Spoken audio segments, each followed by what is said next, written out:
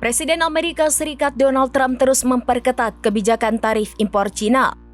Trump kembali mengenakan tarif bea masuk pada barang-barang Cina sebesar 104% pada Selasa 8 April 2025. Dilansir dari Kompas.com, Trump mengambil keputusan ini diambil setelah Beijing menolak membatalkan pembalasan mereka. Hal ini disebut memperparah ketegangan antara dua negara dengan perekonomian terbesar dunia di perang dagang yang tentunya memicu gejolak pasar global. Tarif impor untuk sejumlah barang dari berbagai negara tersebut akan meningkat lagi pada Rabu 9 April 2025 pukul 12:01 dini hari. Diketahui Cina merupakan negara sebagai mitra dagang utama dan saingan ekonomi utama Washington. Tak hanya itu, Cina juga disebut negara yang akan paling merasakan dampak dari kebijakan Trump ini, di mana awalnya Presiden ke-47 Amerika Serikat Donald Trump mengumumkan tarif tambahan sebesar 34% untuk barang-barang asal Cina dan menambah menjadi 50% pada Selasa 8 April.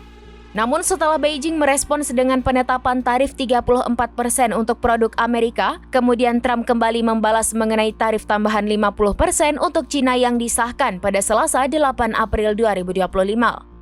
Kini tarif kumulatif yang dikenakan terhadap barang-barang Cina selama masa jabatan kedua Trump ini mencapai 104% terhitung dari kumulatif penetapan tarif dari Februari hingga Maret 2025.